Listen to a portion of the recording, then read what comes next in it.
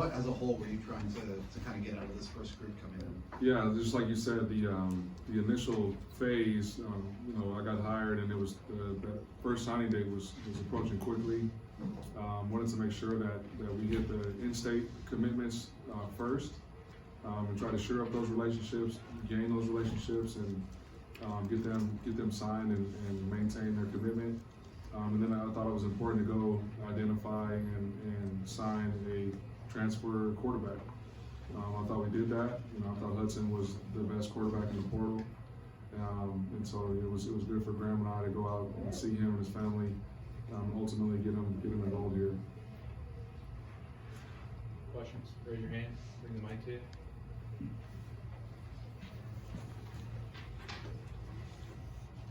And Coach, what do you think the strength of the class is? That's a good question. I think everybody is of the like-minded. We try to identify and sign guys that love football for football, not for Twitter likes or Instagram followers. These guys, they love ball. The guys that we have already enrolled, they hit the ground running in workouts, and they're doing overtime, workouts and working on the craft in the indoor and by themselves. So I think we've got the right kind of guys to make up the locker room and maintain and enhance the chemistry there. Are there any of the incoming freshmen you think that will be capable of playing a significant role, or even a minor role in 2023? I would hope so. I think we'll find out more through spring ball when we get an accurate evaluation. Right now they're just working out. Nobody's put on pads, nobody's taking a snap. But if they're the type of guys that we want to recruit to this program, hopefully they can help us on Saturdays. Any sense on what you may be looking for from the portal when that next window opens in May? That's going through spring ball and getting an accurate evaluation of exactly what the roster is, how they fit with the scheme on both sides of the ball. Was one of the reasons why we wanted to hold some spots to be able to attack the transfer portal once we got an accurate depiction on what our needs are. What was your guys' message to the guys that were already committed prior to you taking over? Yeah, we just told them, you fell in love with Purdue for a reason. I know the people in the building changed, and I know that can be difficult. Not that it's good or bad. It's just change is difficult at times. And so I thought, the guys that we had committed also did a good job of giving us a fair chance and getting to the building and getting to know the new staff. And I think that that excitement led to most of them maintaining their commitment and signing with us. And as a staff, what was your guys' focus in this 2023 recruiting class? Like I said earlier, just to make sure we shored up the guys that were already committed, specifically the guys in the state of Indiana. We want to get a grad, a transfer portal quarterback, and then trying to get the best available players that were still available, both high school and in the portal, that our staff had prior relationships with, and I thought we were able to do that. When you were talking to those guys that were previously committed to Purdue before you came in and chose to stay with the program, what seemed to be among them some of the main reasons that they chose to stay with Purdue? Yeah, every individual was different and had their different reasons. I do think, obviously, this university is world class in its education. The facilities are first class and compete with any school in the country. And coupled with what I think is the best fan base in the Big Ten. And then obviously getting to know the staff, getting to know me as the head coach and what type of program I want to run, and then getting to know the staff members and their egoless, their high energetic individuals that know the game of football. And so I think all of those things attracted the guys that were already committed to stay committed. And then now with signing day over, are you looking forward to the chance to get more acquainted with some of the more people here after the hectic weeks of recruiting and all of that? Yeah, obviously I'm still, getting to know the guys in the locker room. I try to get down and watch workouts as much as possible. But with the recruiting calendar, we've been out of town. So it is good to be back and grounded and we got a team meeting on Saturday, and I can't wait. It'll be fun to get to know the guys in the locker room in a more personal personal level. What's it, obviously you spent a lot of time as a coordinator, what's it been like recruiting as a head coach, whether it's in-home visits and all the different layers that go into that part of it? It's a whole lot easier actually to recruit as a head coach. People pick up the phone more frequently, and it's also easier to sell a young man to come play for you, right? I'm not trying to get them to come to a university to play for somebody else. And so when you can sell that and be yourself, and be genuine and authentic and provide a vision for exactly what you want to do, I think it's just easier, and their response and reception has been positive among the recruits. There's different layers of how like head coaches get involved in recruitments. What's your personal mentality, or what you sort of picked up on how you want to handle it this past month and a half or so? Yeah, I mean, I should be the hardest working recruiter in the building. I got to maintain a relationship with everybody on both sides of the ball. At every position, I got to get to know the families that want to know who they're sending their son to go play for. And so my involvement is obviously at a higher rate than it was as a coordinator, because I was just focusing on the defense, right? So now it's in its totality. As a head guy, I'm spending more time recruiting for sure. Gotcha. And then most of the recruits or signings that I've spoken to mentioned how connected and how together the staff is. Is that something? Why was that important to you, I guess? Yeah. Stuff like that. When you before you become a head coach, you have or at least I have had a vision of what I wanted the staff makeup to look like, and it's based off of prior experiences and what I've seen work and what I've seen fail. And the programs that I've been a part of where we had success, we had synergy and chemistry within the staff, because it also breeds into the locker room. And so, it was important for me to hire guys on the defensive side of the ball that know the system, that have been around me and understand the standard defensively with what I want done, but also to get guys on the offensive side of the ball that would have cohesion amongst themselves and amongst the staff in its entirety. And that's been fun for me to sort of take a step back and watch the staff interact with one another, watch the staff recruit with one another, and to see that vision sort of take place has been it's been a blessing. Other question? Alan back. Recruiting is always about stories and relationships and getting in and having meals or whatever in homes. What was your favorite? You don't have to necessarily say which house you were in, or what was your best recruiting story from this year? Maybe the best meal you had, or the funniest thing that happened to you, if there was anything funny on this last few weeks. Well, let's see. I think the recruiting experience with George Vernon was a special one.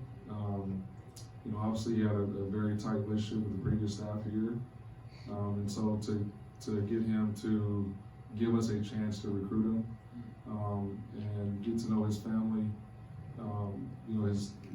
His family is dealing with some things right now, and so for them to open up their home to us and get to dive into the real relationships, and to be able to sign him today, just in its entirety, that was a very humbling and gratifying recruiting experience. Sam, go ahead. Ron, you mentioned you thought Hudson was the best quarterback in the portal, and getting him early, I think that was the point where Purdue fans said, okay, we're going to be okay, at least at the main position. But what is it about Hudson and his experience at Texas and how he fits what Coach Harrell wants to do with this offense? Yeah, when you watch the tape, like the ball comes out of his hand pretty effortlessly, and it's natural. And he's also a football player. He's not just a quarterback. He's got the ability to extend plays with his legs. He's very calm and collective, and he's got great poise, which I think is important at the quarterback position. He's just got a calm confidence about him. Comes from a great family. He's got an older brother that he looks up to that is also athletic and used to kick his butt all the time, so he's got some general toughness there. And then when you turn on the tape and watched him while he was in the game at quarterback at Texas, he had a lot of success. So I think with what Graham wants to do philosophically, we'll put him in positions to succeed and heighten and emphasize his strengths. Obviously, he's got to go compete and win the job this spring, but we're excited that he's here. Coach, how often does NIL come up in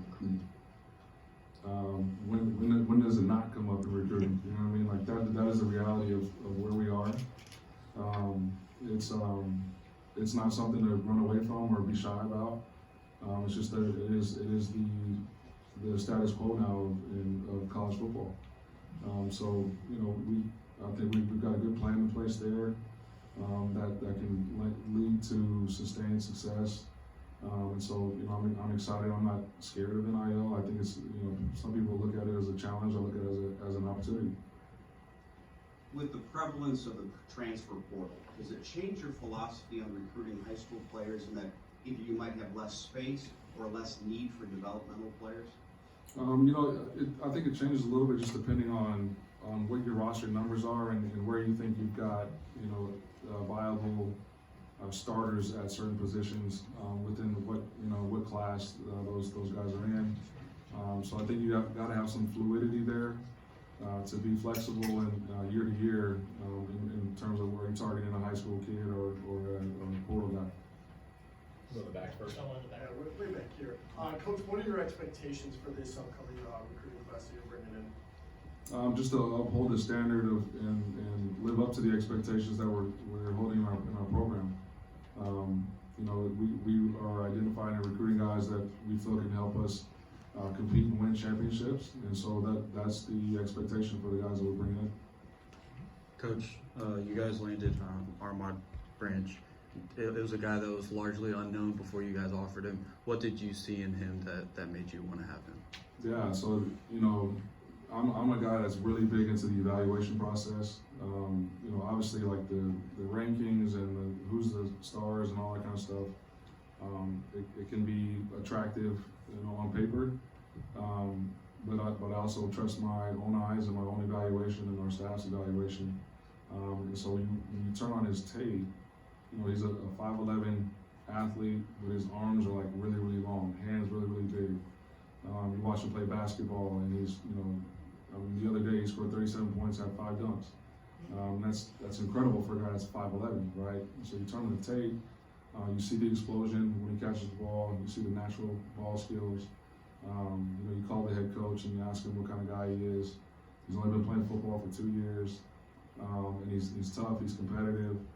And so when you see a guy like that, you offer him a scholarship, and then it wasn't a surprise to me that all of a sudden, recruiting ranking all of a sudden goes up to a 4-star because they watched the tape and they evaluated the tape. So we will always trust our own evaluation when it comes to recruiting.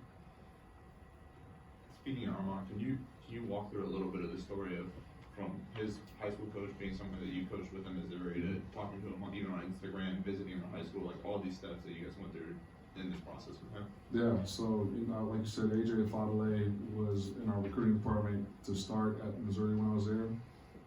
Always was impressed with his evaluation.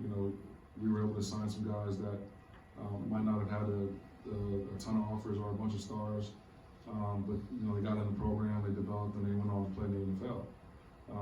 And so he's the head coach at Festus now.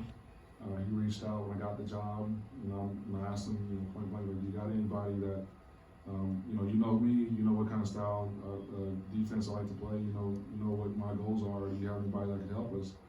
And he's like, man, we do actually. We got an athlete that's long enough, that's tall enough, that's competitive. Hadn't been playing football for very long, but he's got traits and skill sets that I think he'll be able to play on Sundays one day. So we said that because like I said, he's been pretty accurate in the times that I've known him. I knew I had to get down there and go see him. And so I went down there, and he was as advertised in terms of his height and his length. Got to know him and his family. So I thought it was a no-brainer in terms of trying to get him to Purdue and thrive in our program.